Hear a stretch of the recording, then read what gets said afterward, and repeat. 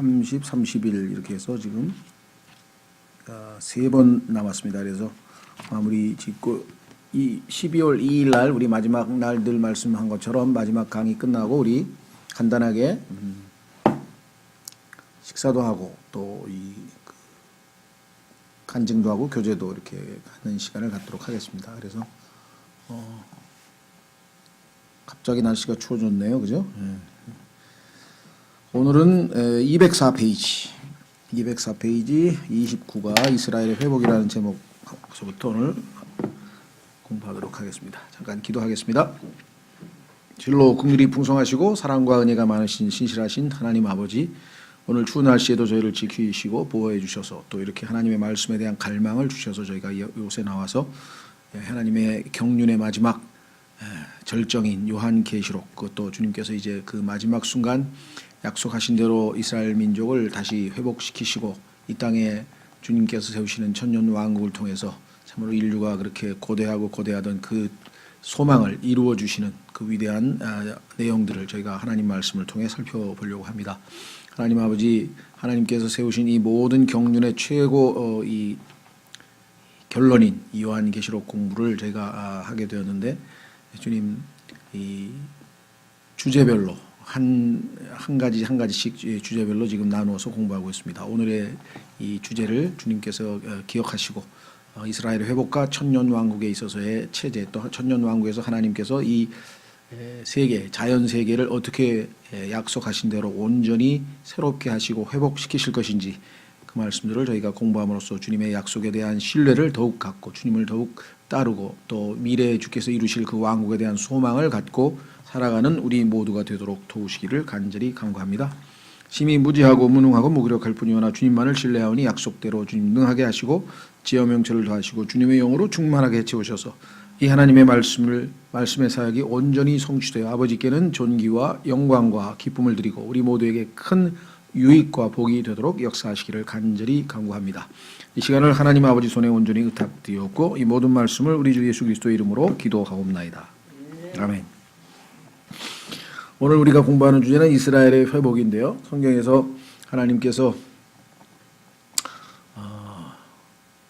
창세기 12장 3절에서 아브라함에게 하신 그 약속을 결국은 마지막 예수 그리스도께서 천년 왕국에 오셔서 이루실 것을 우리가 공부하고 있는 중인데, 이 땅에서 그리스도인이라고 하는 분들, 분명히 예수 그리스도를 믿고 구원받은 그리스도인들 중에서도 지금 우리가 믿고 있는 대로 이 이스라엘의 문자적 회복을 믿고 있는 사람들은 소수입니다.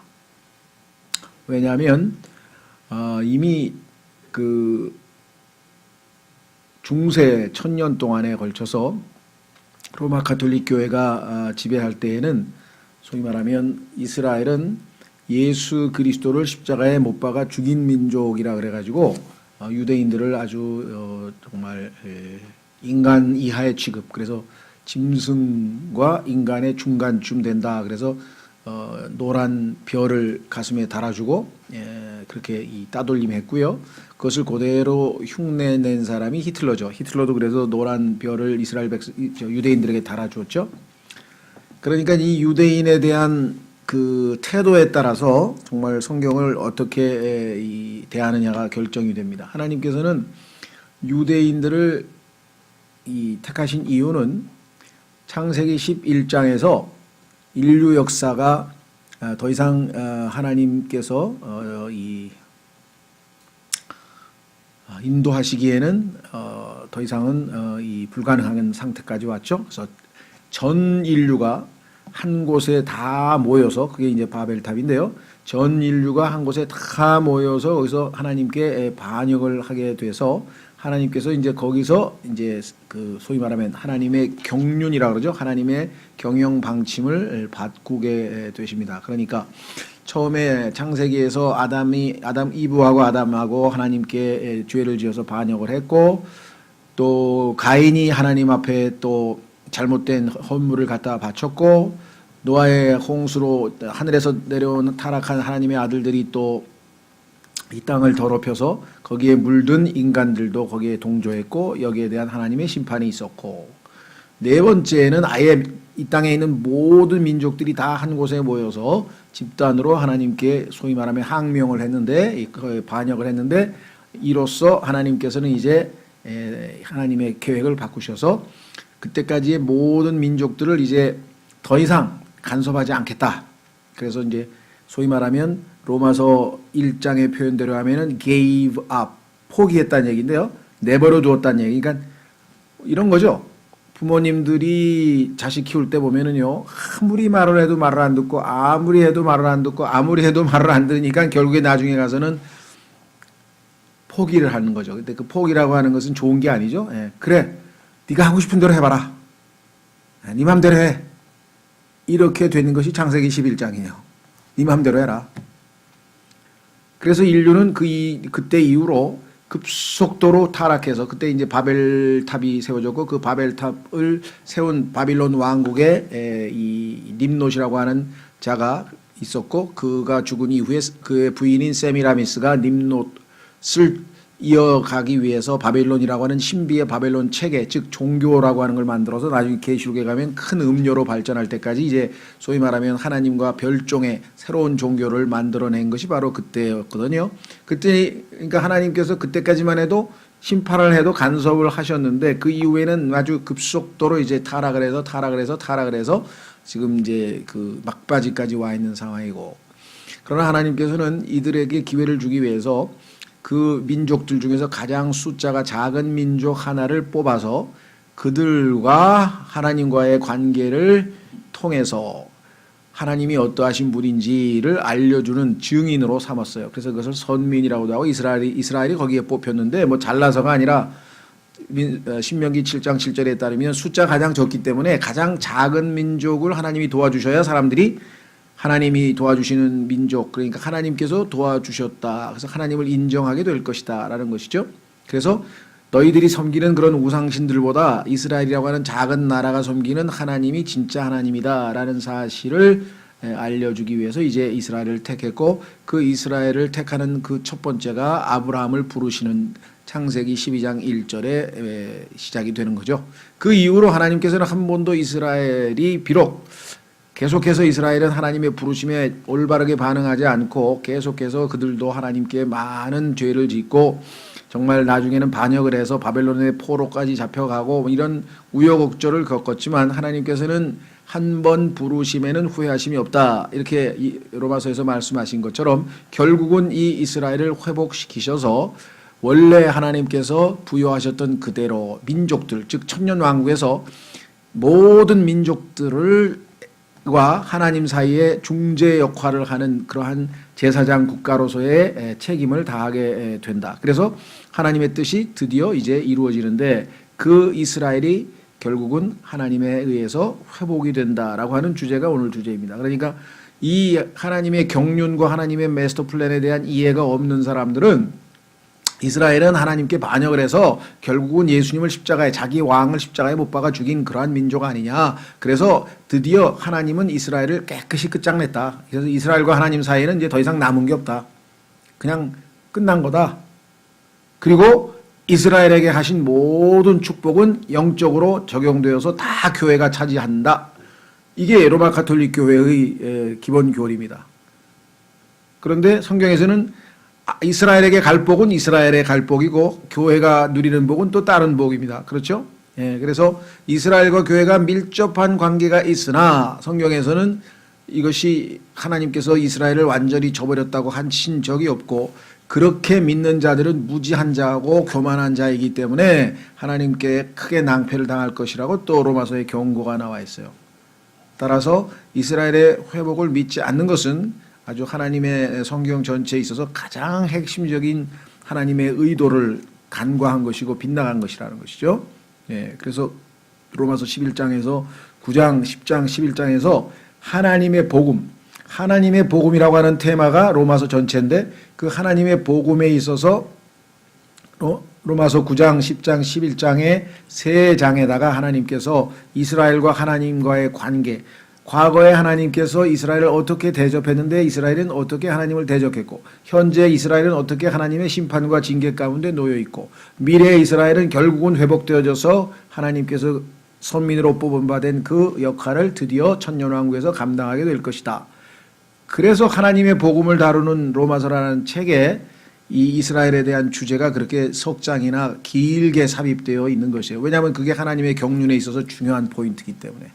그래서 오늘도 이 이스라엘의 회복이라고 하는 주제는 지금 현재 우리나라의 장로교나 이런 데서도요, 다 이 이스라엘에게 가는 하나님의 약속을 다 교회가 영적으로 이어받았다고 생각하고 있어서 문자적으로 우리같이 해석하는 것을 이단이라고 생각합니다. 우리같이 이스라엘의 문자적 회복을 그대로 믿는 사람들을 뭐 강력하게 뭐 이단이다 뭐 이렇게까지는 안 해도 잘못된 신앙이다.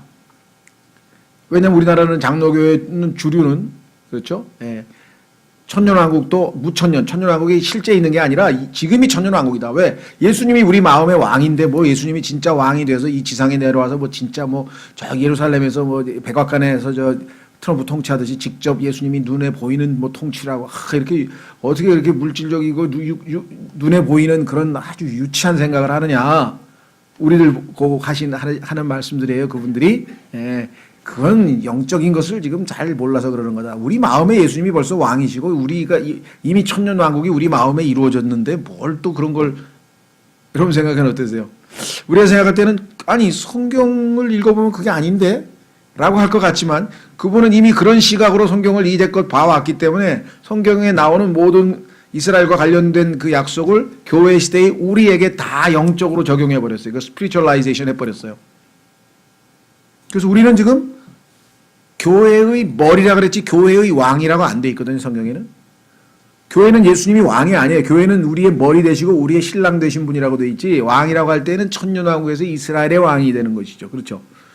그런데 이분들은 이미 우리의 왕이고 모든 게 즉 약속하신 모든 것들은 예수 그리스도의 초림 때 이미 다 이루어진 것으로 생각을 하고 결국은 문자적 천년왕국도 없습니다. 이 사람들에게. 이것은 무천년주의라 그러죠. 예. 그래서 이 종말론에 관한 세대주의적 우리 전천년을 믿는 지금처럼 우리가 지금 종말론 우리 계시록 공부하는 이런 것처럼 공부하는 사람들이 지금 현재는 다수가 아닙니다. 소수예요. 그런데 미국 같은 경우에는 그래도 상당히 숫자가 많아요. 근데 우리나라는 이렇게 믿는 사람들이 얼마나 되는지는 잘 모르겠는데 장로교 주류에서 교단에서 정하는 교리하고는 다릅니다. 그러니까 장로교나 이런 데서 나온 요한계시록을 보면 전부 다 역사적 전천년주의라든가 교회 시대의 역사에 그대로 이미 다 성취된 과거적 즉 계시록에 나와 있는 이야기가 이미 다 과거에 성취된 것으로 보통 해석을 많이들 한다 이 말이죠. 그래서 이런 문제에 있어서는 우리가 성경을 근거로 해서 우리의 믿음을 확고하게 갖고 뭐 치열하게 막 논쟁을 해서 싸우거나 그럴 필요 없는 것 같아요. 왜냐하면 그분들은 이제 그날 실제로 가서 상당수는 자기가 기대하지도 않았는데 천년왕국을 맛볼 사람들도 있죠. 왜? 구원받은 사람들은 당연히 주님과 함께 휴거도 되고 그렇죠. 휴거도 안 믿는 사람들도 있습니다. 그래서 이 종말론에 관해서는 우리가 조금 한국에서는 마치 그 시한부 종말론이나 또는 아주 좀 약간은 그 이단적인 요소가 있는 것처럼 이야기를 사람들이 한다.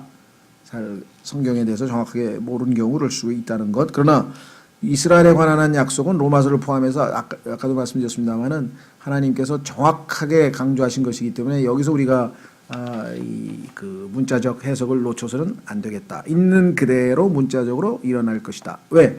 구약에서 예언한 약 300가지는 문자적으로 예수님의 초림까지 다 문자적으로 이루어졌어요. 그러면 재림에 관한 예언 500가지도 문자적으로 이루어진다고 믿는 것이 우리고 초림은 문자적으로 이루어졌지만 재림에 관한 예언들은 다 영적으로 우리 교회 시대에 이루어졌다는 식으로 일관성 없게 해석하는 것이 지금 일반적인 이 언약 신약 또는 장로교 이런 데서 하는 거기 때문에 오히려 성경을 일관적으로 문자적으로 해석하는 것이 우리 세대주의자들이죠. 자, 그래서 그런 거를 그냥 참고로 좀 아시고요. 자, 한번 보겠습니다. 이스라엘의 회복인데 가나안 땅, 오늘날의 팔레스타인은 하나님께서 아브라함에게 약속하신 땅으로 궁극적으로는 새롭게 가는 때가 와서 새롭게 하는 때라는 표현이 사도행전 3장 19절에 나옵니다. 가뭄과 기근을 끝내는 비가 내리고, 이거는 요엘서가 나옵니다. 이제 시간이 되면 다 하나씩 읽어보면 그 내용들이 다 적혀 있어요. 축복의 소나기, 소나기의 이름이 그 성경에 보니까 축복의 소나기라고 되어 있어요. 그게 에스겔서에 나와 있어요. 이스라엘 후손에게 주어질 것이다. 이스라엘은 전 세계로부터 다시 모아질 것이며 크게 복을 받을 것이다. 그래서 지금 예레미야 32장 37절 42절의 성경 구절을 우리가 한번 읽어보겠습니다. 예수 그리스도의 재림 때 이스라엘 민족이 다시 회복되는 모습이죠. 보라, 내가 내 분노와 내 경노와 큰 진노 중에 그들을 쫓아내어 머물게 한 모든 나라에서, 이게 과거에, 지금 현재 이스라엘이 그런 상태에 놓여 있죠. 내가 그들을 모으고, 여기가 이제 회복이죠. 이곳으로 다시 데려와 안전히 거하게 하리라. 그리하여 그들은 내 백성이 되고 나는 그들의 하나님이 되리라. 또 내가 그들에게 한 마음과 한 길을 주어 그들이 자기들과 자기들 뒤에 있을 자기들 자손의 복을 위하여 영원히 나를 두려워하게 하리라. 또 내가 그들에게 복을 주기 위하여 그들에게서 떠나 돌아서지 아니하리라는 영존하는 언약을 내가 그들과 더불어 맺고, 이게 히브리서 8장에 나오는 새로운 언약이죠. 신약이죠. 예수님 재림 때 이스라엘과 맺을 언약. 나를 두려워함을 그들의 마음 속에 두어 그들이 나를 떠나지 아니하게 하리라. 참으로 내가 그들을 기뻐함으로 그들에게 복을 주고 내 마음을 다하며 혼을 다하여 그들을 이 땅에 확고히 심으리라. 주가 이같이 말하노라. 내가 이 모든 큰 재앙을 이 백성에게 내린 것 같이 내가 그들에게 약속한 모든 복을 그들에게 내리리라. 하나님께서 이스라엘을 출애굽할 때 애굽에서 뽑아서 가나안 땅에다 심었다 그랬어요. 그러니까 하나님께서 표현하는 방식이에요. 나무를 뽑아서 심고 그 다음에 그걸 다시 뽑아서 바벨론 포로로 데려갔다가 심었죠. 근데 이번에 데려다가 다시 심으면 절대로 뽑지 않겠다, 이런 표현으로 말씀하셨어요. 이스라엘 민족은 구속을 받아 온 땅으로부터 기쁨으로 귀환할 것이다. 이스라엘이 영원히 돌아와 다시 심기게 될 때 하나님께서는 아브라함과 맺은 언약을 확실히 하실 것이며 이후로는 이스라엘은 결코 자신의 땅에서 옮겨지는 일이 없을 것이다. 유엔이나 PLO, 이건 팔레스타인 자치기구죠. WCC 및 기타 그 어떤 강력한 영향력을 행사하는 정치단체가 어떻게 이에 대해 생각하는지는 중요치 않다. 이분들은 반이스라엘파죠. 앞서 인용한 예레미야서를 다시 읽어보면 하나님께서 내가 하리라고 몇 번이나 말씀하고 계신지 확인해보라. 이 I will이라고 했을 때 하리라 우리가 번역을 하는데요. 이 동사일 때에는 의지를 나타내는 의지 미래인데 명사가 되면 이게 하나님의 뜻이라는 뜻이 돼요. The will of God. 그죠? 그래서 will이라고 하는 것은 사실은 하나님의 뜻이다 이 말이죠. 하늘이나 땅 위 그 어느 곳에도 하나님께서 이스라엘과 약속하신 약속들을 무효화할 세력은 없다. 이거를 무효화하고 교회가 차지해버린 것이 카톨릭이고 그 카톨릭의 전통을 이어받은 것이 지금 현재 개신교라고 하는 사실을 우리가 아셔야 되겠죠. 계시록 해석 중 미래적 해석, 우리는 미래적 해석을 하죠. 미래적 해석을 제외하고는 모두가 한결같이 이스라엘을 향한 하나님의 약속을 무시한다. 이스라엘 민족은 단지 모형이라고만 할 수는 없다. 히브리 민족 중 남아있는 작은 무리들에게, 지금도 남아있죠. 전 세계의 이스라엘 사람들이 그들의 조상들에게 약속된 모든 땅이 주어질 날이 곧 올 것이다. 그때 모든 살아있는 히브리인은 그 땅에 거하게 된다. 그들은 그 땅에서 터를 잡고 번성할 것이며 그 누구도 그들을 해치지 못할 것이다. 하나님이 약속하신 것을 지키신다. 그들은 다시는 박해받거나 집에서 쫓겨나지 않을 것이다. 그들은 다시는 영토를 되찾기 위해 싸울 필요가 없다. 이것은 하나님의 약속이다. 왜? 영원히 주시겠다고 한 약속이 지켜지기 때문에. 다윗의 장막은 재건될 것이며 그들은 이스라엘 행정구역으로 구분된 땅에서 한 민족으로 연합해 거주할 것이다. 각 지파는 각각의 지경에서 자신의 혈통에 따라 거주하게 될 것이다. 이 거주지의 구분은 에스겔서 40장에서 48장에 자세히 나와 있다. 하나님께서는요, 이스라엘이 돌아와서 살게 될 각 지파, 예를 들면 뭐 우리로 치면 행정구역인 뭐 경기도, 그다음에 강원도, 그다음에 뭐 충청북도, 충청남도 이렇게 하듯이 예를 들면 루벤 지파, 그다음에 뭐 갓 지파, 단 지파, 납달리 지파가 어디서부터 어디까지 있어 그 모든 그들의 구역을 미래에 그들이 살게 될 지역까지 지금 다 에스겔서 40장에 48장에서 하나님이 미리 다 예언을 해놨어요. 나중에 가면 그대로 이들이 이 땅에서 살게 될 것이죠. 네. 자, 이제 성경에서 가장 두드러지게 독특한 특성들 중에 하나를 살펴보도록 하겠다. 이스라엘 민족이 가나안 땅을 처음으로 점령하였을 때 이들 12지파가 점령하게 될 지역을 국경별로 자세히 구분해 놓은 내용이 성경 여러 장 전체에 걸쳐 기록되어 있다는 것이 좀 이상하지 않은가. 하나님께서 뭐 이스라엘 땅이 12지파가 어디에서 어느 지역에서 살 건지 그거를 왜 이렇게 관심이 많으셔서 여호수아 때도 너희 그 지나가면 누구는 어디 도시로부터 어디로 가서 어디서 살고 이걸 왜 이렇게 관심이 많으실까. 여호수아서 같은 다른 어떤 거룩한 책이 이 세상에 또 있을까? 거룩한 종교서적 같은데 보니까 맨 너희는 어느 땅에서 어느 도시에서 살고 어디서 살고 그 얘기만 써있다 이게 이상한 책 같더라 이거죠. 그런데 동일한 주제에 대해 에스겔서가 9장이나 할애하고 있는 것도 이상하다고 생각되지 않은가? 아니 그렇게 중요하냐 이거죠. 그죠? 12지파가 나중에 살게 될 그 지역 도시 이름까지 일일이 다 하나님께서 써놨는데 왜 그런 얘기 우리가 볼 때는 그 지역적인 뭐 중요하지도 않은 정보 같은데 꼭 그 사람들이 어디 사는 게 그렇게 중요하냐 이렇게 생각할지 모르지만 자 이번에는 그 땅의 점령이 미래에 있을 것이라는 사실이 전과 다르다고 하겠다. 그러니까 출애굽 당시에 가나안 땅에 들어갔으면 어떻게 살 것인지가 여호수아에 기록되어 있고 그 다음에는 미래에 예수님이 천년왕국에 오셨을 때에는 그들이 어느 지파는 어디에서 살 것이라는 것이 에스겔서에 기록되어 있고 왜 여기에 이렇게 하나님께서 집착하듯이 기록을 해놨을까? 보세요. 나는 코란, 베다는 인도의 힌두교의 경전이죠. 공자의 경전들, 그 다음에 프리메이슨의 교리들과 같은 여러 종교 경전들을 갖고 있지만 이런 종류의 책은 전혀 없다. 몰몬경에는 조셉 스미스의 정신찬란이 들어있다. 그는 그 속에 성경처럼 땅과 국경과 도시들에 대해 자세히 써놓았다. 그러나 그 어떤 지명도 실존하는 것은 하나도 없다. 그저 픽션에 불과하다. 심지어는 저 우주에 있는 별들도 각자 누구누구 다 준다고 다이가 이름 매겨놨어요. 우리가 생각할 땐 참 꿈같은 소리를 해놨는데 그래서 그거 별 하나 차지하려고 막 청춘을 바쳐서 지금 다 희생해서 우리나라에 와서 몰몬 그 청년들이 선교한다고 와서 여기 몇 년씩 다 그 헌신하고 그러잖아요. 참 우리가 볼 때는 야, 그 이름 모른 별을 차지하기 위해서 그러는가 싶지만 이 사람들은 그게 진짜인 줄 알고 있으니까. 나는 하나님께서 그 땅에 대해 그토록 자세하게 기록하신 것은 짐작입니다. 사람들이 성경을 문자적인 영역에서 신비의 영역으로 옮겨가지 못하도록 하시고자 하는 의도라고 진심으로 생각하고 있다. 사람들은 자꾸만 성경하면 무슨 종교적인 진리 막 거룩함 막 이런 추상적인 생각만 하는데 성경은 역사책이라 이거 1차적으로 그렇기 때문에 있는 그대로 지금 우리의 삶의 현실과 맞아떨어진다는 거죠. 지금 우리가 살고 있는 예루살렘 그다음에 뭐 이집트 이거 다 성경에 나오잖아요. 그러면 나중에 그들의 미래에 대해서도 하나님이 예언한 대로 그대로 이루어질 것이라는 거죠. 그래서 자꾸만 성경은 문자적 역사적 기록이라는 것을 알려주기 위해서 하나님께서 의도적으로 이렇게까지 기록해 놓은 것이 아닌가라고 생각을 한다는 거죠. 하나님께서 예루살렘 하시면 우리는 그 지도에서 그것을 찾을 수 있다. 그분께서 유프라테스라고 하시면 우리는 그 강에서 배를 탈 수가 있다. 실제라 이거죠. 실제.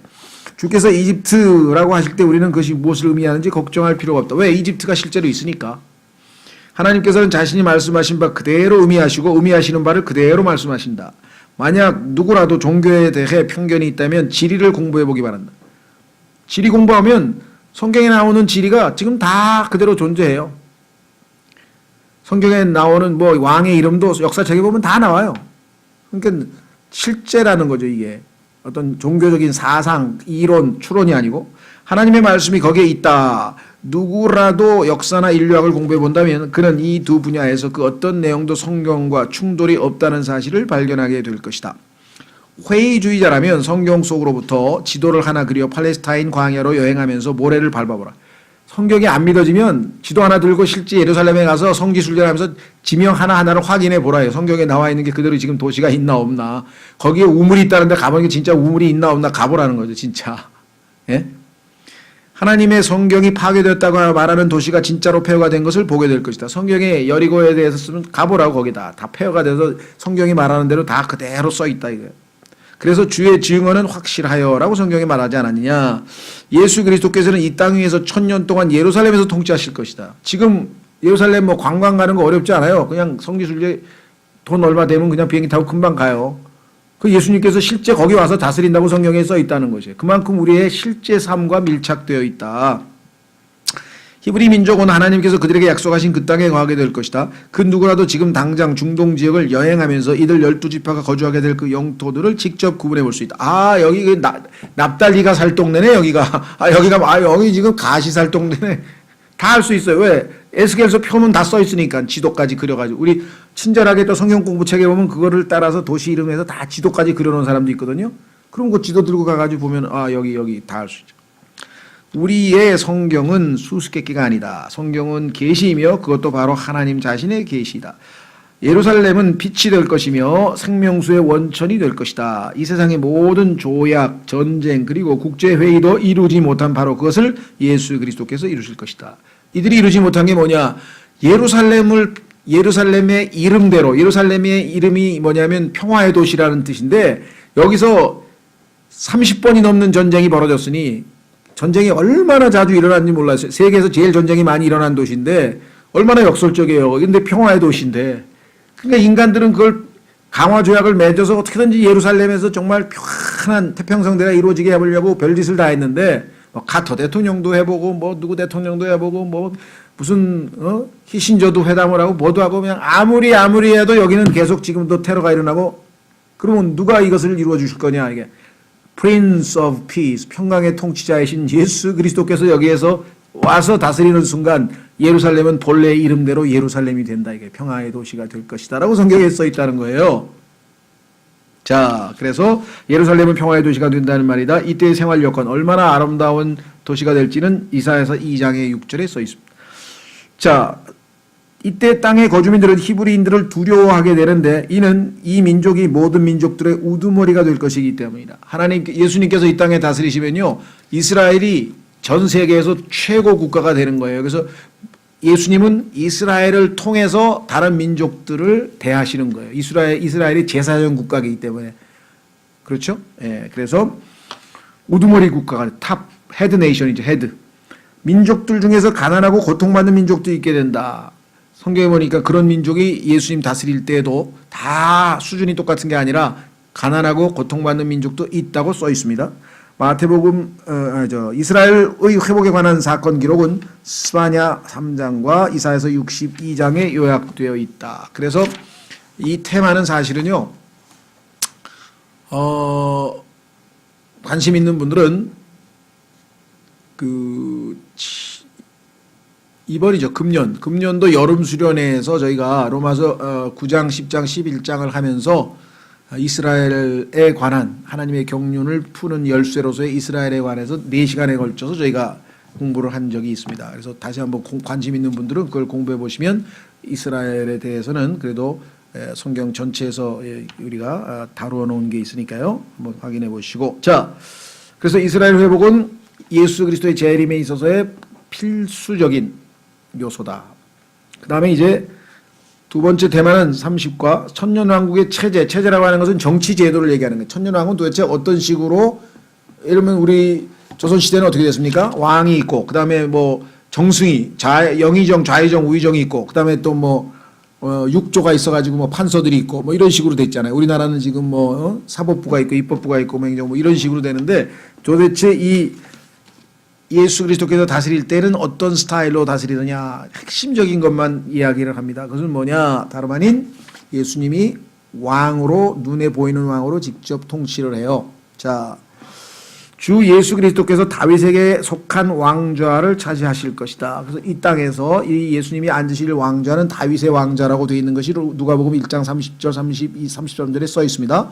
근데 이 통치권은 왕으로 누가 세우시느냐 아버지께서 아들에게 주신 것이라고 성경에 써 있습니다.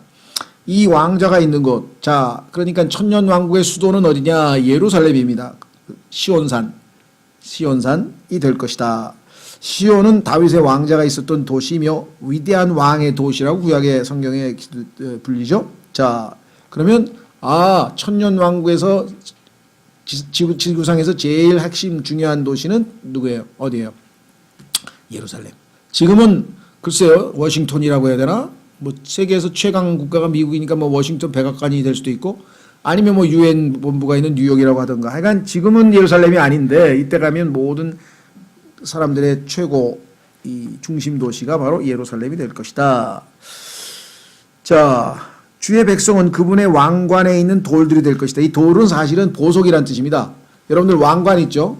예수님이 쓰는 왕관에 그 보석이 12개가 이렇게 박혀 있는 그 12보석이 바로 그 이스라엘 주의 백성을 대표하고 있는 것이죠.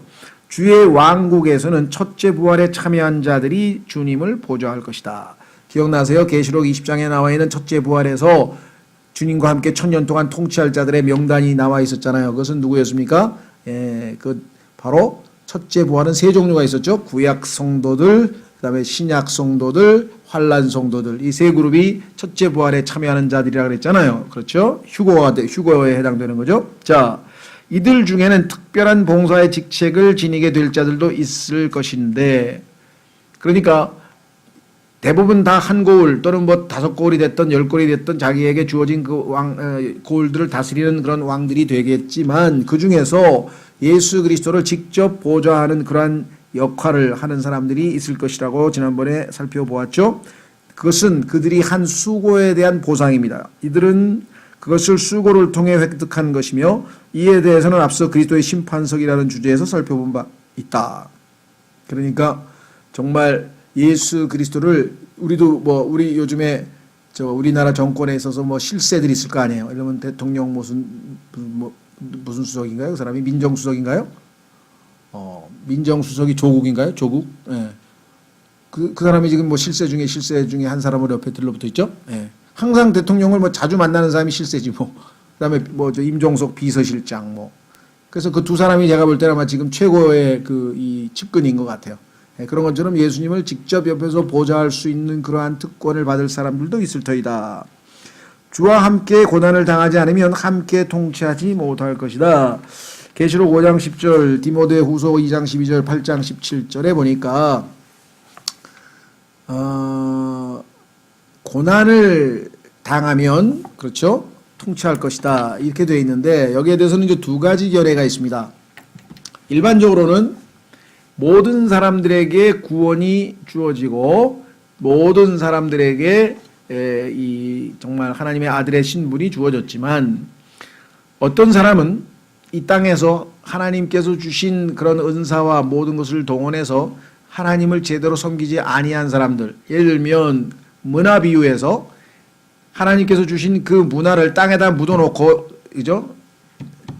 하나도 활용을 안 하고 그대로 왔을 때 한 문화 그대로 돌려준 사람이 있죠. 또 어떤 사람은 그것을 장사를 해가지고 많이 불린 사람들이 있잖아요. 그렇죠? 그래서 아무것도 안 하고 그냥 그대로 묻어둔 사람의 경우에는 심판을 안 받죠. 왜? 구원은 선물로 주신 거니까.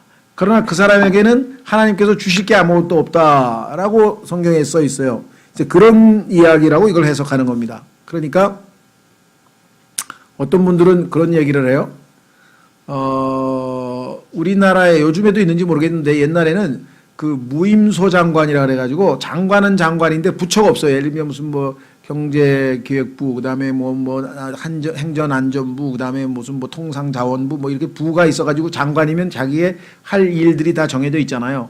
근데 어떤 사람은 무임소 장관이라 그래가지고 부서는 없어. 근데 그냥 정부하고 이 국회하고 사이에서 그 대통령과 정부 국회 사이에서 그냥 이렇게 연락책 비슷하게 하는 사람을 무임소 장관이라 그랬는데, 정확한 비유는 될지 모르지만 천년왕국 때에 하나님으로부터 여기 나와 있는 것처럼 보상을 받아서 주님을 보좌하기도 하고 또 10고을을 다스리기도 하고 5고을을 다스리기도 하고 이렇게 할 텐데, 그런 하나님을 위해서 한 게 하나도 없기 때문에 여기 나와 있는 것처럼 통치 못할 사람도 있지 않느냐, 이렇게 주장하는 분들이 있어요.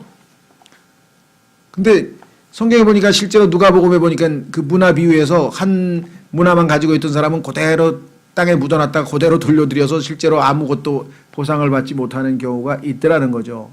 예, 그 얘기를 하고 있는 겁니다. 예. 비록 우리에게 구원이 부인될 수는 없으나 구원은 선물이니까 우리의 상속을 충만하게 받는 그것은 부인당할 수 있다. 그러니까 구원받은 이후의 삶에 대한 평가에서 하나님 보시기에 상급을 받을 자격이 없는 그리스도인들도 많이 있을 것이다. 예를 들면 성경에 보니까 대마는 이 현세사를 사랑하여 나를 버리고 갔으며, 그럼 대마가 상 받을 게 뭐가 있어요? 바울하고 같이 복음 전하다가 이 세상을 사랑해서 그냥 자기 세상 즐기러 가버렸다고 성경에 써 있잖아요. 그러면 그 사람은 구원은 그대로 유지되겠지만 상급은 당연히 없지 않겠느냐, 이렇게 추정이 가능한 거죠. 이 천년왕국에는 다윗 왕도 뛰어난 지위를 얻어 함께 하게 될 것이다. 자, 성경에 보니까 우리말에는 이게 참 쉽지가 않아요. 여기 보면은 그는 왕이신 예수님 밑에서 이스라엘을 다스리는 통치자 혹은 왕자가 될 것이며 이때 이스라엘의 제사장과 사역자들의 이스라엘은 고치십시오. 이스라엘의가 아니라 이때 이스라엘은 제사장과 사역자들의 민족이 될 것이다. 자, 참 이게 우리말의 한계인데요. 우리는 영어에서 이제 왕 그러면 킹이잖아요. 킹, 왕. 그러면 프린스 하면은 왕자잖아요. 그렇죠? 예, 그래서 어린 왕자라는 뭐 부른 것도 있고. 그런데 이 프린스라고 하는 단어를 통치자라고 하는 개념으로도 써요. 다스리는 자로. 그러다 보니까 그 서양에서 유명한 그 누굽니까? 그 사람이 이름을 잊어버렸네. 그 군주론이라고 하는 책을 쓴 사람이 있는데 내가 잊어버렸네. 모르겠어요. 마키아벨리. 그렇죠.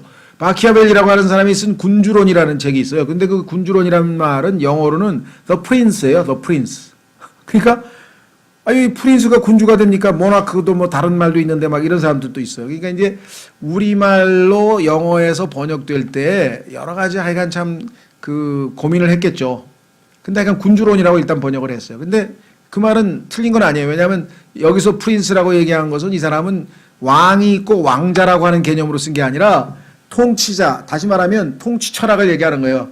통치자는 어떠한 철학을 가지고 나라를 다스려야 되느냐. 그런데 이제 그 사람이 쓴 것 중에 하나는 소위 말하면 권모술수라고 하는 아주 우리가 볼 때는 별로 안 좋은 개념을 도전했는데 그냥 모든 수단을 다 강구해서 약간 뭐 이렇게 통치해야 된다. 그래서 좀 우리가 보기에는 권모술수를 주장한 뭐 마키아벨리에서 별로 안 좋은 기억으로 남는데 뭐 학문적으로 깊이 있게는 잘 모르겠어요. 어쨌거나 그런 표현. 근데 성경에도 보면은 예수님에 대해서 Prince of Peace라고 해서 예수님의 타이틀, 이름 중에 하나가 평강의 통치자라 그래서 이사야서 9장 6절에 보면 나와요.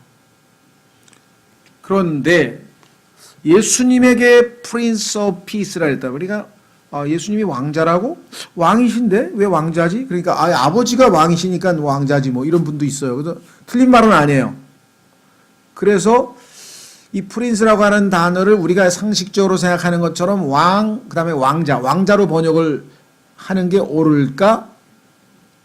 그래도 무방하다고 저는 생각하는데 사람들이 왕의 아들이라고 하는 개념보다는 왕을 대신해서 통치하는 통치자라는 의미가 강할 때에는 왕자로 번역하지 말고 통치자로 번역하자. 이렇게 해서 지금 통치자로 거의 다 번역이 되어 있어요. 근데 아마 왕자라고 번역된 데는 한 군데도 없을 거예요. 성경에는. 그런데 실제적으로 성경에 보면은요, 예수님께서 왕 중에 왕이시잖아요. 그렇잖아요. 그렇죠? 그런데 예루살렘의, 즉, 이스라엘의 왕이 예수님이에요. 그런데 다윗이 거기서 통치를 해요. 그러면 다윗은 뭐가 되는 거예요? 예, 왕자 노릇을 하는 거죠. 지금 뭐 사우디에 보면은 왕이 있고 왕자가 있어서 지금 뭐 하잖아요. 그런 것처럼. 우리나라도 옛날에 보면 왕이 왕자에게 그 통치할 수 있는 권위를 이렇게 섭정이라 그래 넘겨주잖아요. 그러면 왕은 뒤에서 그냥 좀 이렇게 쉬고 있고 실제 통치는, 실제 정치는 왕자가 하는 거 있잖아요. 뭐 그런 식으로 될 수도 있다는 거죠. 그래서 여기서 지금 얘기하는 그 다윗은 내가 옆에다가 혹은 왕자라고 써놓은 이유는 왕에 대해서 왕의 아들로서의 역할이기 때문에 왕자라고 번역을 해도 맞는 말인데 성경에서는 왕자라는 용어를 한 번도 안 썼기 때문에 쓰기가 좀 애매해서 그냥 여기다가 그런 개념을 좀 이해하시면 될 것 같아요. 자, 그래서 이때 이스라엘은 제사장과 사역자들의 민족이 될 것이다. 아까 말씀드렸잖아요. 드디어 원래 하나님께서 계획했던 거 뭐였습니까? 창세기 11장에서 이 모든 민족들이 다 반역을 저질러 가지고 하나님께서 이들을 제껴놓고 그 중에서 제일 숫자가 적은 민족 하나를 뽑아서 이 민족을 통해서 하나님과 이 민족 사이에서 하나님은 어떠한 분이신가를 알리기 위한 증인으로 삼았죠. 즉 하나님과 이방 민족들 사이에 이스라엘이 뭐가 되는 거예요? 여기다가처럼 제사장과 사역자들이 되는 거죠. 그러니까 이방 민족들은 하나님에 대해서 알 수 있는 방법은 직접적으로 알 수 있는 게 없고 항상 이스라엘을 통해서 알게 되는 거잖아요. 예, 그 역할을 시켰는데 어떻게 했어요? 이스라엘이 하나님이 주신 율법도 제대로 안 지켰지. 그 다음에 뭐 우상 숭배도 했지. 그 다음에 뭐 온갖 형편없는 짓을 해가지고 사람들이 이스라엘에 대해서 손가락질을 했잖아요. 그 결과 하나님께서 모독을 당하신 거죠. 그렇죠. 우리도 그렇죠. 어느 집안이 훌륭한 집안인데 그 집 자식이 나와가지고 막 형편없이 하고 막 우리도 보면 뭐 재벌 2세가 어디 가서 막 술 먹고 막 뭐 나쁜 짓 하고 막 못된 짓 하고 막 또 사람 뭐 패고 막 이러면은 이제 그 신문에 나오잖아요. 누구누구 집안 뭐 재벌 3세가 뭐 무슨 짓을 했다 무슨 짓 이런 것처럼 이스라엘도 지금 하나님께 그런 아주 불명예를 안긴 그러한 민족이 되었어요. 한번 확인해 보겠습니다. 그래서 로마서 2장에 너희로 인하여 하나님께서 하나님의 이름이 모독을 당하셨다라고 성경에 써 있습니다. 자, 로마서 2장. 이스라엘만 그런 것이 아니고 우리도 그렇죠. 여러분 어떠세요? 오늘 아까 뭐 라영석 목사님하고 성경 공부하다 보니까 그리스도인들 중에서 뭐 온갖 이상한 짓을 한 사람들도 많더라. 그것이 꼭 구원과 직접 연관되는 건 아니다. 육신적 상태에 있을 때는 그리스도인도 안 믿는 사람보다 더하면 더할 짓도 한다 이 말이죠. 바로 이스라엘이 그런 짓을 한 거예요. 한번 보세요. 로마서 2장.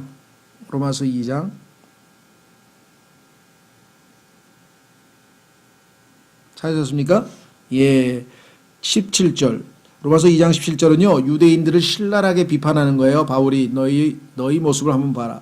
보라, 내가 유대인이라 불리며 율법 안에 안주하고. 야, 그래도 우리는 이방인이 아니야. 우린 유대인이라니까 하고 자부심을 갖고 얘기하는데, 그래서 다른 민족에게는 없는 율법 안에 안주하고 하나님을 자랑하며 우리는 너희처럼 잡신 우상 안 섬겨. 우리는 진짜 여호와 하나님을 섬긴다니까 라고 자랑했어요. 그 다음에 율법에서 가르침을 받아. 우리는 뭐 가말리엘 선생님으로부터 배우고 누구로부터 배우고 막 율법 배워. 그분의 뜻을 알고 하나님의 뜻이 여기 율법에 다 써있더라. 신명기에도 써있더라. 훨씬 더 뛰어난 것들을 입증하며 이방 종교의 잡신들하고는 차원이 다르다. 우리 하나님은 또 너 스스로 눈먼 자들의 안내자요. 그러니 이런 눈먼 이방인들을 우리가 안내하는 인도자 역할을 하자. 어둠 속에 있는 자들의 빛이요. 우리가 이방인들의 빛이다. 율법에 있는 지식의 틀과 진리의 틀을 갖춘 자로서 이렇게 모든 걸 다 하나님이 제공해 주신 민족이 어리석은 자들의 스승이라고 스스로 생각하고 아기들의 교사라고 확신하는도다. 그런데 실제 행동은 어떻게 했나 보세요. 21절. 그런즉 다른 사람을 가르치는 내가 내 자신을 가르치지 아니하느냐? 사람이 도둑질해서는 안 된다고 선포하는 내가 도둑질하느냐? 사람이 간음해서는 안 된다고 말하는 내가 간음하느냐? 우상들을 몹시 싫어하는 내가 신전 물건을 몰래 취하느냐? 율법을 자랑하는 내가 율법을 어김으로 하나님을 욕되게 하느냐? 갖고 있으면 뭐예요? 행동이 거기에 못 따랐는데. 그래서 이것은 기록된 바 하나님의 이름이 너희로 말미암아 이방인들 가운데서 모독을 받는도다 함과 같으니라. 구약에 예언된 대로 너희 때문에 하나님이 영광을 받으라고 너희를 불렀는데 하나님이 영광이 아니라 모독을 받는다. 우리도 똑같죠. 교회 시대의 성도 뭐예요? 은혜로 거저 구원을 받아서 우리를 통해서 하나님께서 영광을 받으시기를 원하는데 모르겠어요. 일부 또는 뭐 상당수의 그리스도인들이 하나님의 말씀대로 사는 게 아니라 행실이 합당치 못하고 이기적이고 형편없이 살다 보니 예수 믿는 사람들 때문에 예수님의 이름이 모독을 당하고 있는 것이 지금까지의 기독교 모습이었잖아요. 물론 진정한 그리스도인들, 예를 들면 거듭나지 않고, 예를 들면 무슨 카톨릭에서 얘기하는 십자군 전쟁 같은데 누구죠? 그 사람 영국의 이 노벨상도 수상하고 하여간 뭐 20세기 최고의 수학자라고 하는 버트란 러셀이라고 하는 사람이 있는데 그 버트란 러셀이라고 하는 사람은 나는 왜 크리스찬이 아닌가라는 책을 썼어요. 책 제목이 나는 왜 크리스찬이 아닌가? Why am I not a Christian이라는 책이 있는데 거기에 보면 이제 그리스도인들이 저지른 온갖 비리가 나와 있어요. 근데 거기에 보면 사실은 로마 카톨릭에서 한 짓이에요. 예를 들면 마녀 사냥을 하고 뭐 그다음에 화형시키고 그다음에 십자군 전쟁을 일으켜 가지고서 뭐 사람 잔인하게 죽이고 뭐 그냥 정말 우리가 볼 때는 이 거듭난 그리스도인이 아닌 그냥 이름만 기독교인, 그렇죠? 이름만 크리스찬인 사람들이 저지른 죄악들을 쫙 열거해 놓고 그래서 나는 크리스찬이 아니다. 뭐 나도 그런 크리스찬은 되고 싶지 않네. 그렇죠? 그런 정도의 일을 보면. 그런데 이제 우리가 생각할 때는 거듭난 그리스도인이라고 해서 그러면 뭔가 좀 다르냐? 뭐 조금 다를 수는 있겠죠. 그래도 예수님의 생명이 있고 그래도 정말 그러나 고린도 교회에서 일어난 일을 보니까 이게 뭐 그리스도인이라고 해서 보통 웬만한 죄도 그냥 얼마 지어요. 그렇죠? 뭐 안에서 다투기도 해요. 뭐 세상을 사랑해서 떠나버리기도 하고요. 그렇죠. 그러니까 거듭난 그리스도인들도 육신을 쫓아 살다 보면 뭐 이 구원받지 않은 사람 못지않게 얼마든지 잘못을 저지를 수 있고, 그 때문에 예수 그리스도께서 그분의 이름이 모독을 당하는 것처럼 유대인들도 마찬가지 그러한 일들을 저질렀다. 자, 그래서 이제 결론을 내리겠습니다. 솔로몬이 예표했던 그것이, 솔로몬이 당시에 최고의, 지금 그러니까 예수님께서 오셔서 다스리게 될 그 땅은 성경에서 에덴이라고 하는, 우리가 처음에 에덴 있죠? 성경에 보면 에덴이라고 하는 단어를 찾아보면은 저 북쪽에 있는 아라랏 산을 꼭지점으로 하고, 맨 아래쪽에 왼쪽에는 나일강, 그 다음에 오른쪽에는 유프라테스강, 그러니까 정삼각형이에요. 아라랏, 저 터키 북쪽에 있는 아라랏 산에서 좌변 나일강, 그 다음에 우변 유프라테스강, 그리고 나일강과 유프라테스강을 쫙 그면은 거의 정삼각형에 해당하는 지역인데, 그 지역이 솔로몬이 가장 전성기 때 다스렸던 이스라엘의 최대 영토예요. 그런데 그것은 뭐냐면 솔로몬이 예수 그리스도를 예표하고 있기 때문에 예수님께서 이 땅에 오셔서 다스릴 땅이고, 그것은 하나님께서 아브라함에게 주신 그 땅이에요. 아브라함에게 주겠다고 약속하신 그 땅은 지금 옆에 있는 팔레스타인 조그만 땅이 아니라 나일강, 유프라테스강, 그 다음에 저 북쪽에 있는 아라랏산을 정점으로 하는 하나님이 허락하신 땅, 여기가 앞으로 재림하시는 예수님이 다스리실 이스라엘 나라의 영토예요. 그래서 거기 나와 있어요. 이때는 영원하게 될 것이다. 요약하자면 아버지께서 아들께 영원한 통치권을 주실 것이다. 성경에 써 있죠. 하나님께서 자신의 아들을 보고 오 하나님이여 하면서 주의 홀은 영원하며 주의 왕국은 영원하다 하면서 말씀했죠. 그 다음에 성도들이 왕국을 소유하게 될 것이다. 이스라엘이죠. 이스라엘이 여기서 얘기하는 성도죠. 그 다음에 성도들에게 심판의 권리가 주어지며 모든 이방 민족들을 심판할 수 있게 되겠죠. 중재자 역할, 제사장 역할하니까.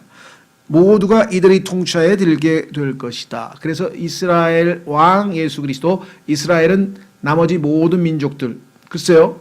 지금 현재 유엔에 가입한 민족들이 한 260개 정도 된다고 그러더라고요. 그 민족의 네이션의 숫자가. 뭐 그때 혹시 스위스라든가 유엔에 가입하지 않은 그런 나라까지 다 합하면 뭐 300개쯤 될지 뭐 정확하게 모르겠어요. 개수는. 그러나 하여간 모든 민족들이 다 이스라엘의 밑에서 이스라엘을 통해서 하나님에 대해서 알게 될 것이다. 이게 기본 천년왕국에서의 통치 체계입니다. 그러니까 이스라엘의 왕이신 예수님, 그 다음에 이스라엘 민족, 그 다음에 천년왕국 때 우리 구원받은 그리스도인들 가운데에서 주님과 함께 통치할 자들, 그 다음에 그때 예수 그리스도를 보좌할 사람들, 이렇게 해서 이 정치 체계가 만들어지는 것이죠. 자, 그 다음에 마지막 테마는 천년왕국에서의 창조세계. 천년왕국에서의 창조세계는 뭐냐? 창세기 3장에 한번 가보겠습니다. 창세기 3장에 가면은 땅이 저주를 받았어요. 그렇죠? 인간이 죄를 지었기 때문에 너 때문에 땅은 저주를 받을 것이다 라고 하나님께서 말씀하셨죠. 그래서 할 수 없이 여러분과 제가 지금 그 저주받은 땅에서 나오는 음식 가지고는 우리의 건강에 필요한 영양소들을 다 채울 수가 없어서 뭐 비타민도 사 먹고 뭐도 사 먹고 하여간 온갖 지금 막 건강식품들이 난무하는 이유는 바로 이 창세기 3장의 저주 때문에. 그것만 없었으면은 모든 식품으로부터 우리가 모든 필수 영양분들을 다 공급받았을 터이고요. 두 번째, 왜 이 땅에는 인간의 몸에 좋은 물질도 있는데 인간의 몸에 나쁜 물질도 있잖아요. 우리가 톡시코마니아, 그러니까 독극물, 예를 들면 독소가 있는 물질이 많잖아요.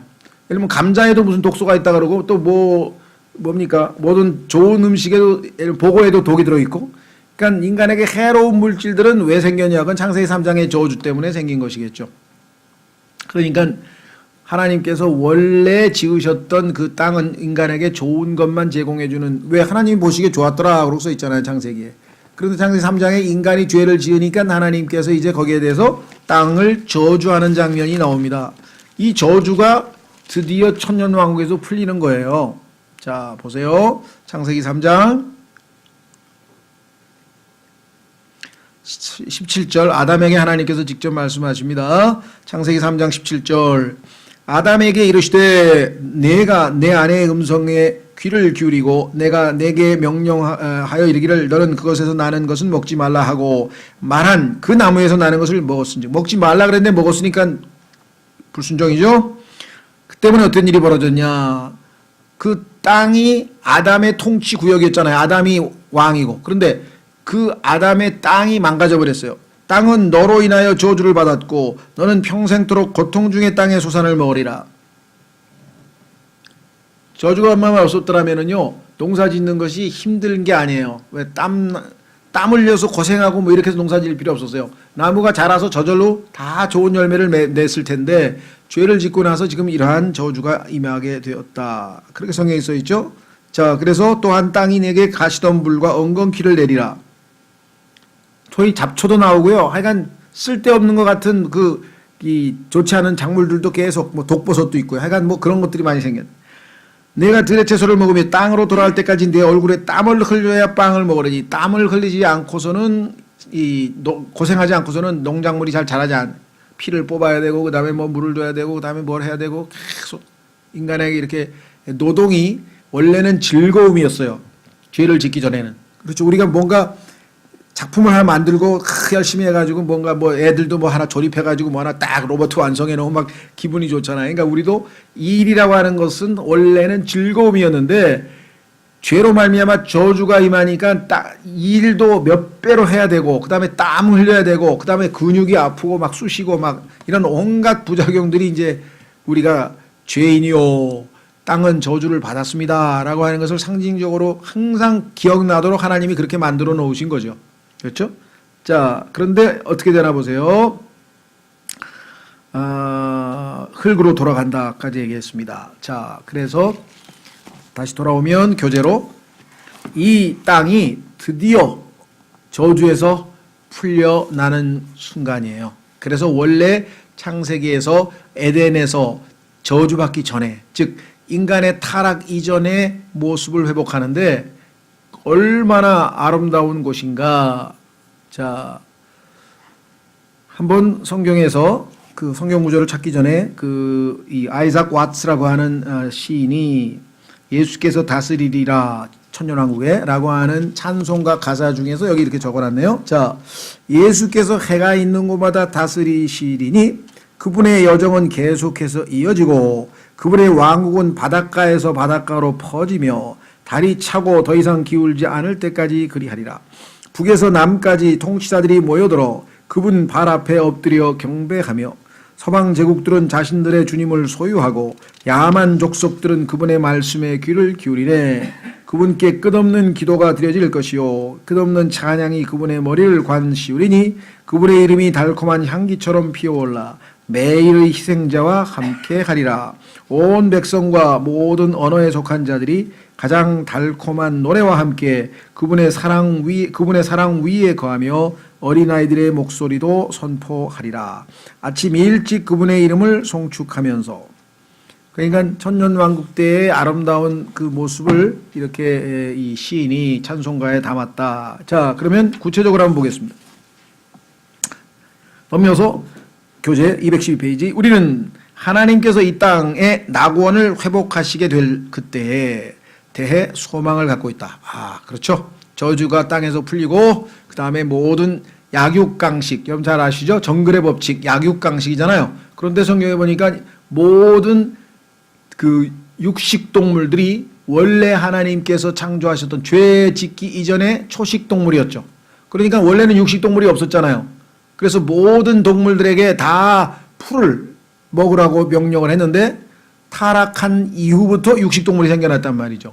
그렇죠? 성경에 써 있잖아요. 창세기 3장 이전에는 모든 동물들에게 하나님께서 풀을 먹이로 줬지 고기를 먹으라고 육식동물이라는 게 없었어요. 그러니까 창세기 3장 저주로 인해서 소위 말하면 잔인하게 다른 짐승을 자기들 동물을 잡아서 먹는 그러한 것이 나온 거예요. 그러니까 이게 다 저주의 흔적이라는 거죠. 그렇죠? 예. 자, 그래서 결국은 어떻게 됐냐? 하지만 이 천년 왕국 기간에 하나님께서 우리에게 어떠한 환경 속에서 살게 하실지, 하나님께서 베푸실 물질적 풍요를 포함해서 성경을 찾아 확인하려는 그리스도인들은 별로 없는 것 같다. 왜?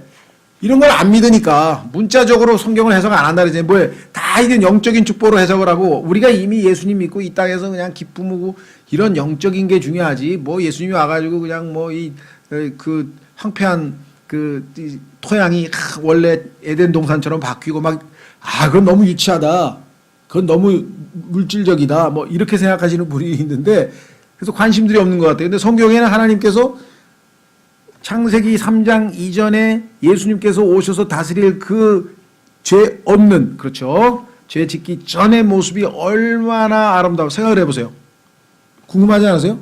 아니, 창세기 3장 이후에 땅이 저주를 받아서 아주 형편없이 됐는데, 그래도 여행을 가보면 가장 아름다운 잔디밭이 막 구경 가면은 뭐 전 세계 요즘에 뭐 여행 프로그램 또 뭐 텔레비전에 나오는 뭐 테마 여행기 뭐 이런 거 보면 그냥 다 아름답잖아요. 그렇죠?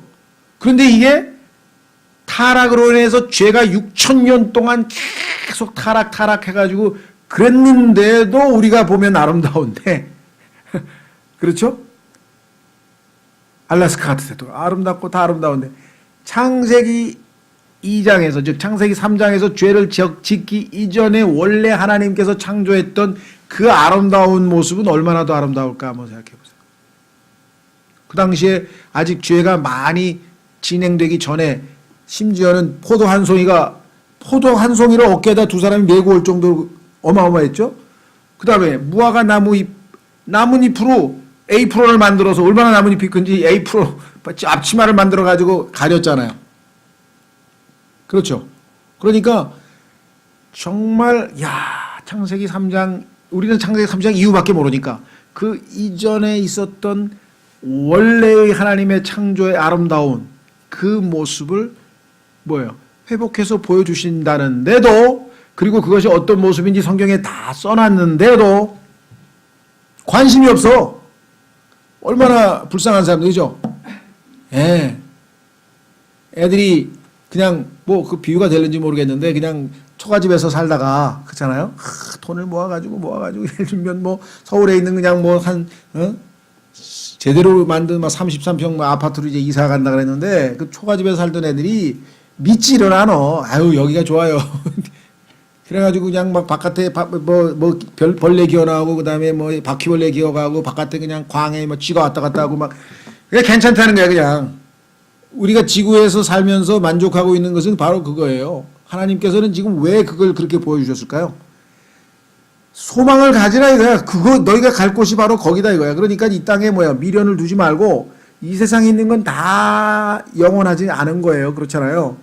하나님께서 회복하실 그 아름다운 것에 대해서 우리가 마음을 거기다 두고 소망을 갖도록 하려 함인데, 그러니까 점점 세상적인 그리스도인밖에 안 되죠. 이 땅에 보니까 막, 저 아이폰 X, 너무 멋있어. 와, 그게 그거 아무것도 아니에요. 나중에 진짜 놀라는 포도 한 송이가 사과만 해. 와, 그거 한 100개 달린 거 어깨다 매봐. 그죠? 100세, 뭐라 그러더라? 100세를 어떻게 팔팔하게 살자고 뭐라고? 그런 거 있죠, 요즘에.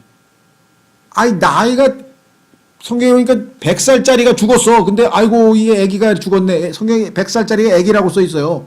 천년왕국에서는. 왜? 우리 수명이 969살이잖아요. 성경에 보니까 천년왕국에서는. 천년이 우리 인간의 수명이에요. 왜? 인간이 나무처럼 된다 그래. 나무. 그러니까 하나님께서는 지금 정말 너무나 멋진 세계를 탁 보여주면서 거기에 너희가 살게 될 것이다. 이렇게 얘기를 해놨는데 어떻게 된 애들이 관심이 없어.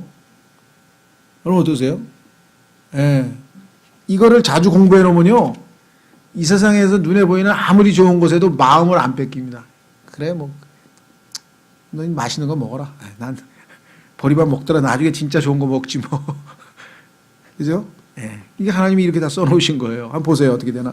자, 다니엘의 70주 동안에 있게 될 끔찍한 심판들이 지나간 후 어마어마한 파괴가 있었잖아요. 자연은 중생하게 될 것이다. 성경에 보니까요, 이 중생이란 단어가 딱 2번 나오는데요. 어디에서 중생이 나오냐? 디도서 3장 5절에 나와요. 디도서 3장 5절에는 우리의 영이, 우리의 죽은 영이 중생, 다시 태어나는 거예요. 거듭나는 거. 우리가 거듭나는 거죠. 그 다음에 저주를 받아서 죽어버린 자연이 다시 중생. 그래서 중생이라는 단어가 딱 두 번 나와요. 그러니까 사람도 중생, 사람이 망쳐놓은 땅도, 이 세상도, 자연 환경도 중생. 그래서 regeneration이라는 단어가 성경에 딱 두 번밖에 안 나오는 거 아세요? 그만큼 하나님은 인간이 죽어버린 영을 예수님을 믿고 성령이 되살리는 중생도 중요하지만 그 중생한 사람이 살려면 지구도 뭐예요? 중생을 해야 돼요. 아시겠어요? 성경이 얼마나 치밀하게 기록되었는지. 아, 그렇지. 내가 중생한 사람인데 중생 안 한 더러운 지구에서 살면 어떻게 돼? 나만 더러워지잖아. 그러니까 하나님께서 지구도 중생. 그게 바로 마태복음 19장에 써 있죠. 자, 물론 인간만이 죄악으로 타락했지만 모든 피조물 또한 인간의 타락 때문에 창세기 3장의 저주를 받게 되었다. 그때 이래로 모든 새들, 물고기, 동물들, 식물들 그리고 즉 모든 창조 세계가 그리스도 예수께서 이 땅 위에 에덴을 회복하실 그날을 갈망해오고 있다. 여러분 생각에는 여러분은 갈망하시나요? 다른 모든 피조물들은 갈망하고 있대요. 여러분들 새가 아침에 일어나서 막 짹짹짹짹 거리는 게 무슨 소리인지 모르지만요. 그들은 지금 천년왕국 빨리 와요. 난 그때 가서 살고 싶어요. 성경에 보니까 갈망하고 있어. 확인해 보겠습니다. 신음을 하고 신음. 이런 타락한 이 세상 말고 정말 좋은 세상 예수님이 만드신 에덴 동산 빨리 왔으면 좋겠다. 빨리 왔으면 좋겠다. 그래서 신음하고 있다고 성경에 써 있어요. 신음소리 나는 육체적으로는 못 듣지만 귀로는 못 듣지만 하나님께서는 들리시나 봐요. 성경에 그렇게 써놨으니까. 자, 로마서 8장 보세요. 로마서 8장 18절. 로마서 8장 18절에 이렇게 써 있네요. 내가 생각하건대 이 현 시대의 고난들은 앞으로 우리 안에 나타날 영광과 좋게 비교될 수 없도다. 영광은 뭐예요? 천년왕국에서의 영광이죠. 자, 창조물이 간절히 기대하며 기다리는 바는 새도, 개도, 동물도, 식물도, 바다도, 하늘도, 별도, 하여간 지금 다 기다리고 있어. 뭘 기다려요? 하나님의 아들들이 나타나는 것이에요. 근데 하나님의 아들들이 누구예요? 여러분과 저잖아요. 아, 우리가 왜 나타나? 성경에 보니까 하나님의 아들은요, 예수 그리스도잖아요. 그러니까 우리가 하나님의 아들들이라는 얘기는 예수 그리스도께서 지금 우리 안에 들어와 계시죠? 그렇죠? 그래서 우리 안에서 그리스도께서 형성되어져 가고 계시죠? 주님이 오시는 날 우리도 예수님처럼 된다 그랬잖아요. 그게 하나님의 아들이 나타나는 거예요. 지금은 나타나 있지는 않기 때문에 성경의 요한일서에 따르면 사람들이 나를 볼 때 내 안에 계신 하나님의 아들 예수님을 못 알아봐. 알아보면 내 앞에 엎드려서 경배하겠죠. 그렇죠? 아이고 하나님의 아들을 모시고 다니는 하나님의 아들이 내 안에 계신데도 그거를 알 수가 없잖아요. 왜? 나타나질 않았으니까 바깥으로. 무슨 말이 해야 돼요? 그게 성경에 써 있는 게 지금은 안에 계신 그리스도가 계시지만 나타나질 않았기 때문에 사람들이 우리를 못 알아봐. 그런 것처럼 그렇죠?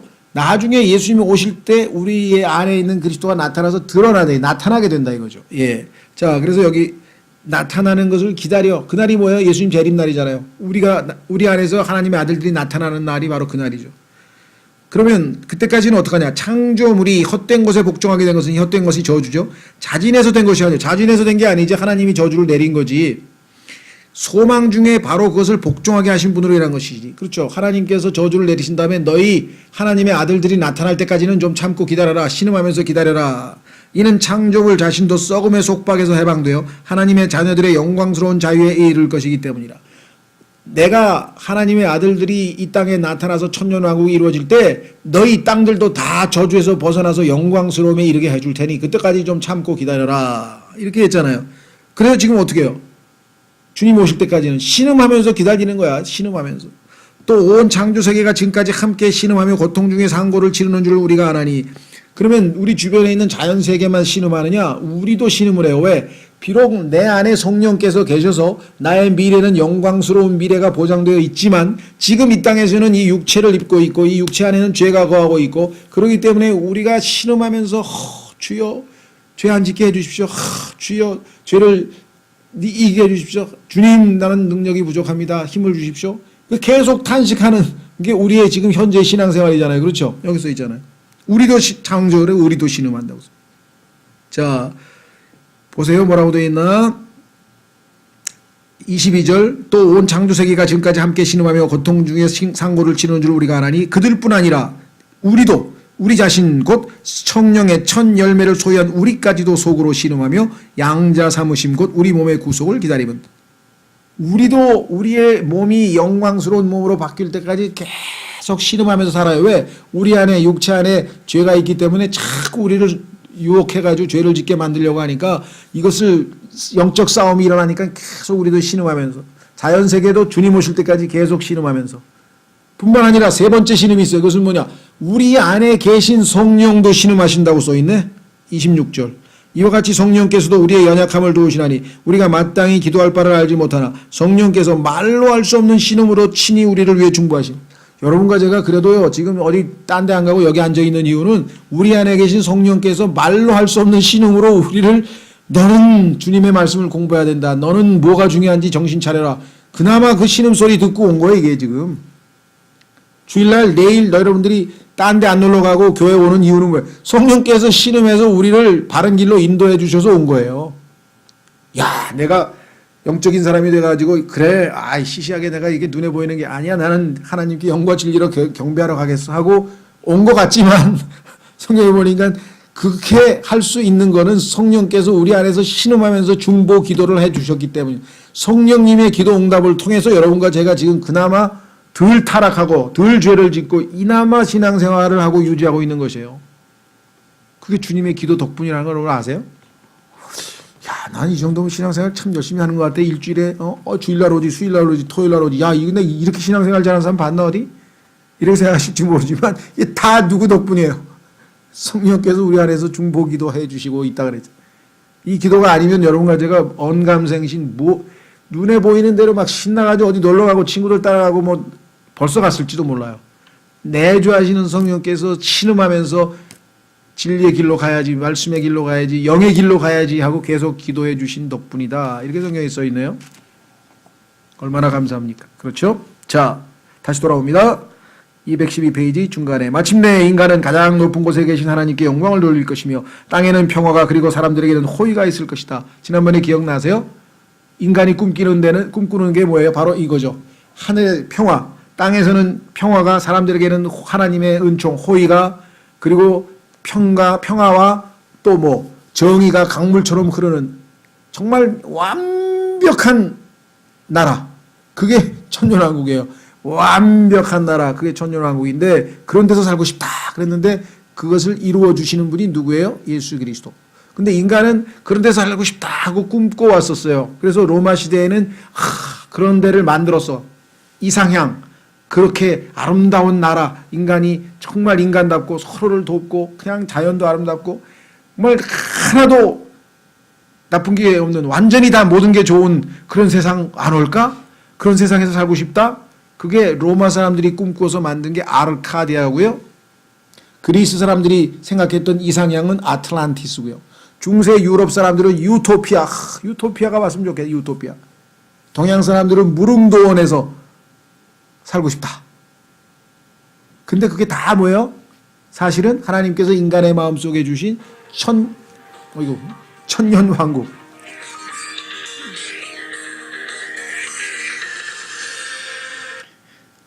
죄송합니다. 내가 이걸 안 눌렀네. 해필이면 또 이때 전화가. 천년왕국. 그죠?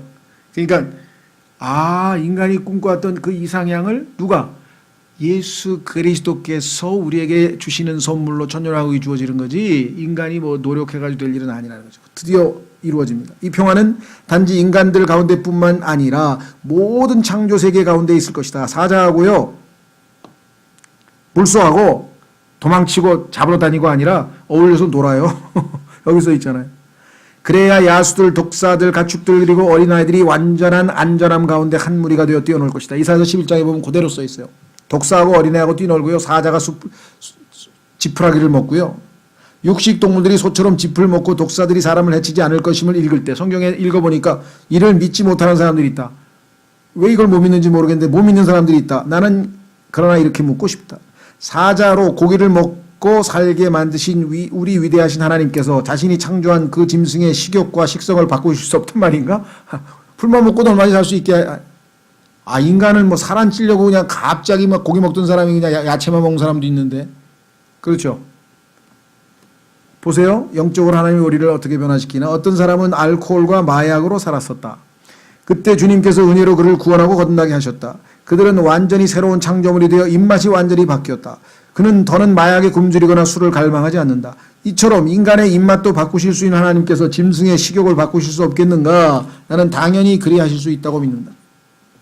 어떤 자들은 피가 된 물이 정결케 되고 중독된 땅이 정화되며 이로써 수백만 명이 목숨을 건지게 될 것이라는 성경 기록을 보고 그것이 가능할 것인지 의심하는 것 같다. 그 환란 때 어마어마하게 막 피가 강물이 다 피가 되고 그랬는데 그게 어떻게 하루아침에 다 정화되느냐? 그러나 노아와 그의 가족은 물속에 오랫동안 잠겨있던 땅 위로 방주에서 나왔음에도 불구하고 몇 년 되지 않아 모든 것은 원상으로 회복됐다. 노아가 방주에서 나온 다음에 얼마 있다 보니까 자연이 원래대로 다 회복이 될 수 있잖아요. 아브라함에게 약속된 땅은 이스라엘이 안식일을 지키는 한 젖과 꿀이 흐르는 땅일 것이라고. 하나님께 순종만 하면 항상 젖과 꿀이 흐르는 그러한 풍요로운 땅이 되겠다고 하셨죠. 안타깝게도 이스라엘 민족은 우상들을 숭배했고 이에 하늘들이 닫혀버려 수확은 망쳤다. 그래서 땅이 황폐하게 됐죠. 지금 땅은 그대로 있으나 비가 오지 않은 것이었다. 동일한 일이 환란 때도 일어날 것이다. 3년 반 동안 비가 안 오죠. 이때는 비가 안 오는 것은 물론 타는 듯한 태양과 중독된 물, 피로 변한 물, 그리고 화재로 인해 일어난 숲의 황폐함 등으로 이 땅은 황량한 광야가 되어버릴 것이다. 그래서 막 온갖 짐승들이 막 달짐승들의 거처가 된다 그랬죠. 그러나 천년 왕국이 동토할 무렵 처벌은 끝나고 회복이 시작된다. 성소의 원천을 둔 새로운 강이 땅의 비옥함을 회복시킬 것이다. 성경에 보면요. 여기 뒤에 이제 읽을 텐데요. 지상에 있는 예루살렘에 있는 곳에서 생명수가 흘러나가서 모든 죽어있는 강물들을 다 회복시키고 치유한다고 성경에 써 있습니다. 자, 그래서 그 예루살렘에서 강이 흘러간다는 내용이 요엘서 3장 18에 써 있고요. 성소로부터 그리고 뒤이어 예루살렘으로부터 살아있는 생수 즉 물이 흘러나와 바다로 흘러들어 땅의 물들을 정화하고 깨끗하게 할 것이다. 하나님께서 이 땅의 더러운 물들을 치유하시고 정결케 하시는 방법은 생명수를 흘려보내시는 방법으로 하신다. 그 기록이 성경에 써 있습니다. 읽어보겠습니다. 그때 그가 내게 이르되 이 물들이 동쪽 지역을 향해 흘러나와 사막으로 내려가서 바다로 들어가리니 그것들이 바다로 들어갈 때 그 물들이 치유되리라. 그 강들이 이런 곳마다 살아서 움직이는 모든 것이 살고 또 물고기가 심히 많으리니 이는 이 물들이 거기에 이르므로 그것들이 치유될 것이기 때문이라. 그 강이 이르는 곳에서는 모든 것이 살리라. 생명수니까. 또 어부들이 엔게디에서부터 에네글라임에 이르기까지 그 강 위에 서리니 그 지역들이 그 물을 치는 곳이 되리라. 그 지역들의 물고기가 그것들의 종류대로 대해의 물고기, 대해는 지중해입니다. 성경에서 대해는 지중해, 물고기같이 심히 많으리라. 그러나 그 지역들의 수렁과 늪지대들은 치유되지 아니하고 소금에게 넘겨지리라. 또 강가의 둑 위에는 이쪽과 저쪽에 먹을 것을 맺는 모든 나무가 자라되 그것들의 잎사귀가 시들지 아니하며 열매가 없어지지 아니하리라. 그것이 자기의 달들에 따라 새 열매를 맺으리니 이는 그것들이 자기들의 물들을 성소에서 내었기 때문이라. 그것들의 열매는 먹을 것이 되며 잎사귀는 약이 되리라. 여러분, 현대의 상당수의 의약품들이 다 지금 식물의 잎에서 예를 들면 뭡니까? 이 은행나무 잎에서 나오는 것이 우리의 혈관 치료제인 진코민이 나오고, 그 다음에 또 어디에서 나온 성분이 우리의 뭐를 치료하는 뭐가 되고, 이게 지금 현대에서도 지금 다 식물의 잎에서 약 성분을 캐내잖아요. 천년왕국 때도 여기 보세요. 그들의 모든 식물 잎사귀가 다 약이 된다 그랬잖아요. 약. 현재 사해는 지중해로부터 약 1300피트, 즉 지중해보다 바다보다 40m가 낮아요. 가장 더 낮은 곳에 있다. 따라서 지금 현재는 물이 계속 흘러들어가기만 할 뿐 흘러나오지를 못한다. 이 경우 천년왕국에서 지리적 조건이 바뀌지 않고 그대로라면 이 예언들은 성취될 수 없을 것이다. 여기서 물이 흘러나가려고 한다면 당연히 높아야 되는데 지금은 40m나 낮잖아요. 그런데 성경에 보니까 환란 끝부분에 지진이 일어나죠. 그런데 주 예수님께서 올리브산 위에 발을 내딛는 순간 그 땅은 주변들 위로 솟구쳐 오르게 될 것이며 이 땅에는 예루살렘도 포함된다. 그래서 시온성이 나머지는 다 평평해지고 시온성은 제일 높은 산이 될 것이다 라고 성경에 예언이 되어 있어요. 화산활동 역시 그 지역의 지표면을 바꾸어 놓을 것이다. 이와 같은 지질학적 사건들과 대환란 끝에 있게 될 대지진을 합치면 이 모든 예언이 그대로 성취되리라고 하신 하나님의 약속을 믿는데 아무런 어려움이 없을 것이다. 하나님께서 자신의 약속 한 가지만을 지키기 위해서라도 지구 전체의 지표별을 다시 바꾸실 수 있는 분이지만 모든 것은 기록된 그대로 이루어질 것이다. 그래서 시온산이 제일 높은 산이 되고 나머지는 다 평평하게 되죠.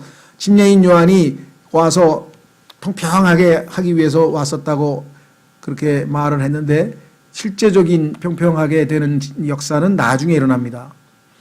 영적으로는 침례인 요한이 그런 역할을 감당했죠. 예수님 앞에 와서 예수님이 가야 할 길을 대로를 평평하게 만들었죠. 천년왕국 때에는 달이 오늘날의 해처럼 밝아지고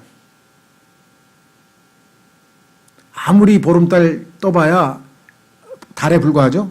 그런데 천년왕국 때는 그 달이 지금 대낮에 해처럼 밝아져요. 그럼 해는 어떻게 되냐? 지금보다 7배가 밝아져요. 여기 써 있죠. 해는 오늘날보다 7배가 밝아질 것이다. 땅은 비옥함이 증대될 것이다. 해가 그렇게 세게 비치면 땅이 점점 비옥해지겠죠. 햇빛에 의해서 땅의 비옥함은 결정되니까 광합성이 늘어나고. 그럼 어떻게 됐어요? 수확도 지속해서 거두게 될 것이다. 지금은 2모작, 베트남 같은 데 뭐 최고 3모작, 2모작, 3모작이 아니라 씨를 뿌리고 거두고 뿌리고 거두고 뿌리고 거두고 계속해서 반복될 것이라고 성경에 써 있어요. 생각해 보세요. 해가 7배로 강해지면 얼마나 빨리 광합성이 일어나고 그 뭡니까 심어놓은 벼고 밀이고 얼마나 빨리 익겠어요. 7배로 빨리 익어버릴 거 아니에요. 그러면 얼마나 1모작 하는 데서는 7모작, 2모작 하는 데 14모작 얼마나 빨리 이게 되겠어요. 그 성경에 써 있어요. 아모스 9장에. 창세기 3장에서 저주로 인해 이 땅에 존재해오던 가시와 찔레, 이거는 상징적인 거죠. 사라질 것이며 또한 대기권의 여건 변화로 인해 인간의 수명 역시 홍수 이전으로 회복될 것이다. 여기 지금 써 있는 걸 보니까요. 아기 100살이 애기야. 100살이 2살, 3살이에요. 그러면 어떻게 되겠어요? 인간의 수명이. 1000년. 그렇죠? 그래서 성경에 보니까 무두셀라가 뭐예요? 969세잖아요. 인간으로 제일 장수한 사람이 성경에 창세기에 보면 969세를 산 무두셀라인데 그게 천년왕국의 평균 수명이에요. 모든 사람이 다 그렇게 살아요. 완벽한 환경 속에서. 그렇죠? 자, 그래서 어린아이라고 성경에 써 있습니다. 우리는 환란이 끝날 무렵 하늘들이 크게 흔들리며 땅도 크게 흔들릴 것을 알고 있습니다. 그렇죠? 필자는 과거 노아의 홍수가 끝난 후 천체의 위치가 바뀌어 사람의 수명을 단축시켰을 것이라고 생각한다. 그 얘기는 뭐냐면 원래 지구는 지축이 똑바로 오는데 노아의 홍수로 인해서 이게 23.5도로 지금 기울었죠. 그래서 지금 겨울도 생기고 그런 거 아니에요. 그렇죠? 원래 지구에는 겨울이라는 게 없었는데 에덴 동산에서는 그래서 23.5도 지금 삐뚤어졌잖아요. 그런데 재림하고 천체가 막 진동하면서 이 위치가 다시 원래 23.5도가 다시 똑바로 이렇게 회복이 되면 창세기에 나와 있는 평균 수명처럼 그렇게 사람이 969세 산다는 것은 뭐 아무 문제도 없다 말이죠. 그렇다면 그리스도께서 다시 오실 때 이것이 원래대로 회복되어 인간의 수명이 다시 늘어날 수 있지 않을까 추정할 수 있다. 그것뿐만 아니라 예를 들면 생각을 해보세요. 뭐 미세먼지도 없어, 오염된 것도 없어, 물도 깨끗해, 죄도 없어, 뭐 그렇죠. 그러면 이 땅에서 우리가 이 하나님께서 우리에게 주시고자 하는 모든 축복을 방해할 만한 요소가 다 제거되고 완벽하게 살게 되면 당연히 뭐 수명이 늘어날 것은 또 분명하겠죠. 여러 가지 면에서. 그 다음에 또 우주에서 오는 방사선도 없어. 그러니까 정말 천년왕국은 인류가 그렇게 꿈꿔오던 이상향인데 거기에 살게 해준다 그러는데도 예수님을 안 믿으니까 이거 어떻게 된 건지 모르겠네요. 그죠? 성경에 있는 말을 못 믿는 거겠죠? 그렇죠? 만약에 이거 사실이라고 믿으면 예수님 안 믿겠습니까? 당연히 믿지. 안 믿는 거죠, 지금. 예. 자, 천년왕국 때에도 뱀은 여전히 먼지, 흙을 핥아먹는데 이는 그 누구도 과거 타락의 기억을 잊지 못하게 하려는 의도이다. 하나님께서 잊지 말게 하기 위해서 예수님께서 십자가에서 못 박은 그 상처도 여전히 지니고 있다 그랬어요. 왜? 잊지 말라고. 예수님께서 우리를 위해서 구속하신 그 사랑을 잊지 말라고 예수님의 몸에 손자국, 창자국 그대로 있고요. 또 뱀도 뭐예요? 그 타락을 주도한 뱀, 저주받아서 흙을 먹으라고 한 뱀은 여전히 천년왕국에서도 흙을 먹음으로써 뭐예요? 먼지를 핥음으로써 우리로 하여금 창세기에 하나님께서 타락한 인류에 대해서 명하신 그런 것들을 기억할 수 있도록 이런 상황을 그대로 유지해 두신다. 이렇게 얘기를 해요. 그렇죠? 그러니까 정말 이 땅에서 좀 좋지 않은 환경에서 사시는 분들은요, 이때에 대한 그 소망을 좀 가지면 좋을 것 같아요. 뭐 이 땅에서 모르겠어요. 뭐 최고로 뭐 아름답고 하고 아무리 멋있게 해봐야 뭐 여기하고는 비교가 안 될 테니까. 예. 그래서 좀 제가 살고 있는 처지가 또 여러 가지 면에서 부족하더라도 이 천년왕국에 대한 우리가 소망을 가지고 있으면 정말 어느 날 이렇게 영광스러운 또 무엇보다도 주님과 함께 사는 그날이 오겠죠. 자, 다음 주에는요, 경배와 심판. 그러니까 천년왕국 때는 우리는 예배를 어떻게 드리냐? 제일 중요한 거잖아요. 그렇죠? 천년왕국 때에는 우리 신앙생활을 어떻게 하냐? 그 경배와 심판에 대한 얘기가 나와 있고요. 그 다음에는 마지막으로 다뤄야 될 테마가 뭐냐? 사탄의 최후의 패배. 하나님께서 이 모든 것의 원흉, 제1원인, 그죠? 예, 죄덩어리, 죄 자체, 죄 자체. 그 사탄을 하나님께서 어떻게 마지막 심판하시는가. 그 사탄의 최후의 패배가 그 다음에 성경에 나와 있고요. 그 다음에 우리가 살펴야 되는 것은 미켈란젤로라고 하는 그 이탈리아의 조각가죠. 화가. 미켈안젤로라고 하는 말은 이 미켈이라고 하는 것은 영어로는 마이클이라 그래요. 마이클. 이탈리아어로는 미켈.